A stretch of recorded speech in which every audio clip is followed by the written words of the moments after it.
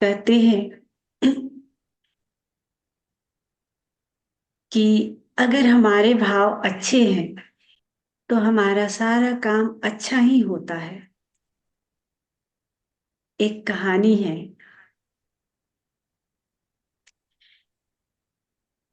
एक व्यक्ति अपने नौकरी से रिटायर्ड हो चुके थे, तो उन्हें सरकार की तरफ से बहुत ही पैसे मिले और उन्होंने सोचा कि अपने वाइफ के लिए एक घर लेता हूं। उन्होंने बहुत ही खूबसूरत घर देखा और उन्होंने देखा कि उस घर में जो उसका ग्राउंड है, घर घर का जो पार्क है, उसमें बहुत ही बड़ा एक आम का पेड़ है। तो आम का पेड़ देख करके और घर भी बहुत खूबसूरत था, तो उन्होंने उस घर को खरीद लिया, क्योंकि उनके वाइफ को आम बहुत अच्छे लगते थे। तो इसलिए उन्होंने घर खरीद लिया और रहने लगे। बहुत ही खुश थे। दोनों हस्बैंड वाइफ उस घर में रहने लगे। तो बहुत सारे रिलेटिव उनसे मिलने आते और उन लोगों ने कहा घर तो ले लिया, बहुत खूबसूरत घर है, लेकिन एक बार किसी वास्तु एक्सपर्ट से आप इस घर को दिखा लीजिए, ताकि अगर कोई भी दोष हो तो वो बता देंगे कि कौन सामान कहाँ रखना है, क्या करनी है। जो पूजा पाठ बोलेंगे वो करवा लेंगे। उनको बातें अच्छी लगी और वो किसी वास्तु एक्सपर्ट को कॉल करते हैं और उनसे टाइम लेते हैं कि हमें अपना घर दिखाना है, आप हमें टाइम दीजिए।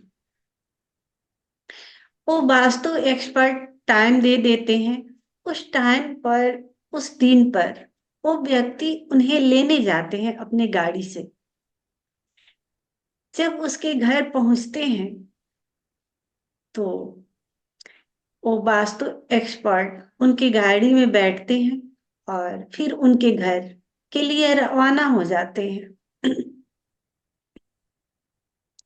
गाड़ी वही व्यक्ति चला रहे होते हैं जो अपने घर ले जा रहे होते हैं। रास्ते में बहुत सारी गाड़ियां आती है, जाती है, और बहुत सारी गाड़ियां उनके गाड़ी को ओवरटेक करने की कोशिश करती है। जो भी गाड़ियां उनके गाड़ी को ओवरटेक करती है, तो ये अपना गाड़ी स्लो कर देते हैं और उन्हें आगे जाने देते हैं।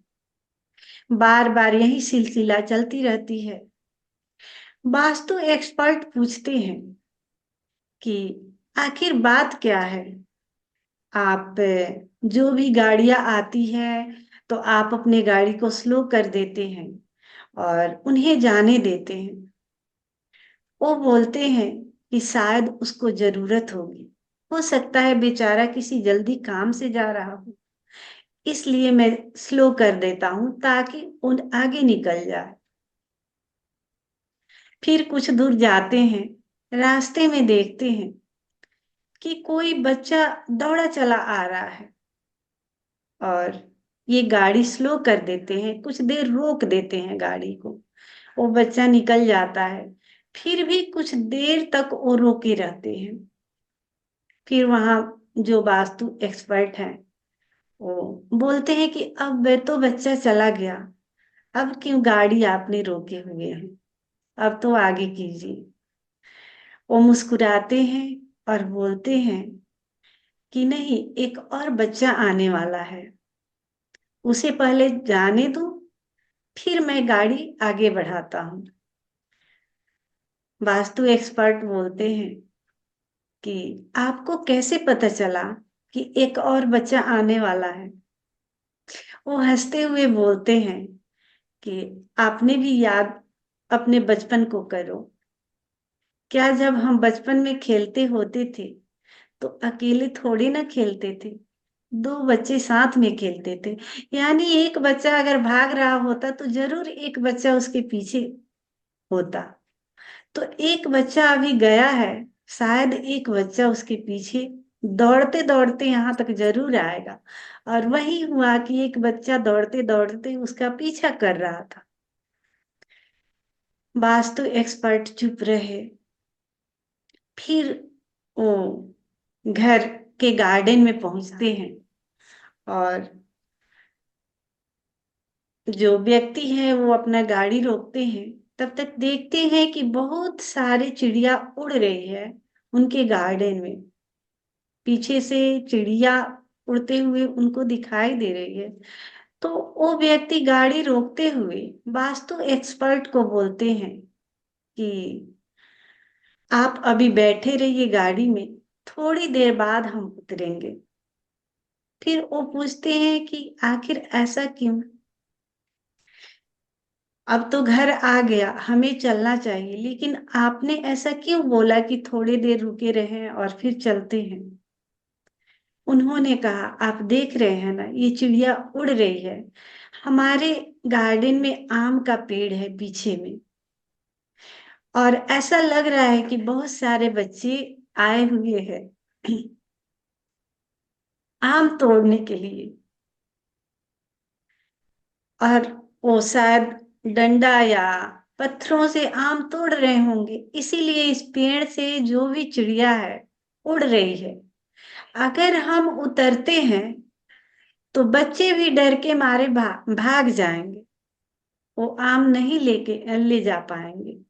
तो इसलिए हमें थोड़ी देर रुक जाने चाहिए ताकि वो लोग आम तोड़ ले और लेकर के चले जाए।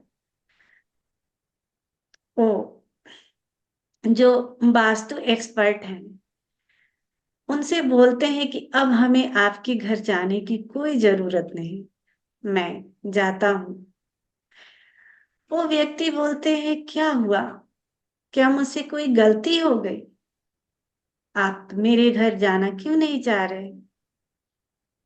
वो वास्तु एक्सपर्ट बोलते हैं, मैं इसलिए नहीं जाना चाह रहा कि आपके घर में अब कोई दोस्त नहीं रहा।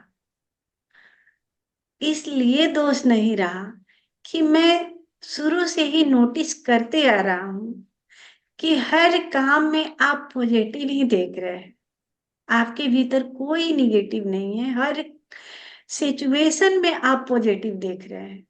और जिसके भीतर पॉजिटिव भाव हो उसके घर में कभी दोष हो ही नहीं सकता। अगर दोष भी होगा वो भी गायब हो जाएगा। तो इसलिए आपके घर में अगर दोष भी होगा तो मुझे नहीं लगता कि वो दोष ज्यादा दिन तक टिकेगा भी, वो सब गायब हो जाएगा। हमारे भी जिंदगी में जब भी हम निगेटिव चीजों पर ध्यान देते हैं, यानी हम उसको बुलावा दे रहे हैं, और पॉजिटिव चीजों पर ध्यान दे रहे हैं यानी निगेटिव चीजों को हम दूर कर रहे हैं और पॉजिटिव को बुलावा दे रहे हैं। तो जितना हमारे भीतर पॉजिटिव, अगर निगेटिव में भी हम पॉजिटिव देखना शुरू कर दें तो हम अपने जीवन में सिर्फ पॉजिटिव को बुलावा दे रहे हैं, यानी हम पॉजिटिव से भरते चले जाएंगे। लेकिन अगर हम अपने जीवन में हर काम में निगेटिव ढूंढना शुरू करते हैं, यानी हम धीरे धीरे धीरे धीरे निगेटिव को बुलावा दे रहे हैं, हमारे पूरे जीवन में निगेटिव ही निगेटिव फैलते चले जाएंगे। यानी कहते हैं ना, लास्ट में हम इतने निगेटिव से भर जाएंगे कि पॉजिटिव के लिए कहीं जगह ही नहीं बच पाएगी। इसलिए ये कहानी हमें ये बताती है कि हर सिचुएशन में पॉजिटिव रहो, यानी कोई भी ऐसा सिचुएशन नहीं हो, अगर निगेटिव भी हो तो हमें उसमें पॉजिटिव ही देखने चाहिए। यानी हम अपने भीतर, अपने ग्राउंड में, अपने घर के बाहर, हर जगह पॉजिटिव का बुलावा दे रहे हैं। अगर हम पॉजिटिव देखना शुरू कर दे तो हमारे इर्द गिर्द भी पॉजिटिव होना शुरू हो जाती है, वो बढ़ते चली जाती है। तो अगर नकारात्मक शक्तियां अगर फील हो कि हमारे इर्द गिर्द बढ़ती जा रही है, तो हमें भी पॉजिटिव देखना शुरू कर देना चाहिए। यानी निगेटिव में भी हम जो निगेटिव ढूंढ लेते हैं कि ये निगेटिव है, तो उन अच्छाइयों को देखना शुरू कर दें, क्योंकि हर व्यक्ति में, हर जगह, हर सिचुएशन में कहीं ना कहीं पॉजिटिव जरूर होता है। तो उस पॉजिटिव को अगर हम देखना शुरू कर दें, फिर हमारे जीवन से सारी नकारात्मक शक्तियां दूर होती चली जाती है।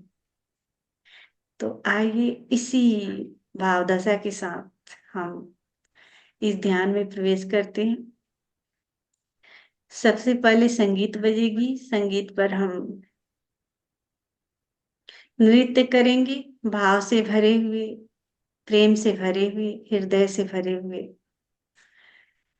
नृत्य में हम स्वयं को नहीं बचाएंगे, भीतर से जैसे जैसे नृत्य फूटे, हमें स्वयं को सहयोग देना है। जितना हम सहयोग देंगे उतना भीतर से वो खुल करके नृत्य का जन्म हो पाएगा। तो इसलिए स्वयं को नहीं बचाना है, हमें सहयोग देना है।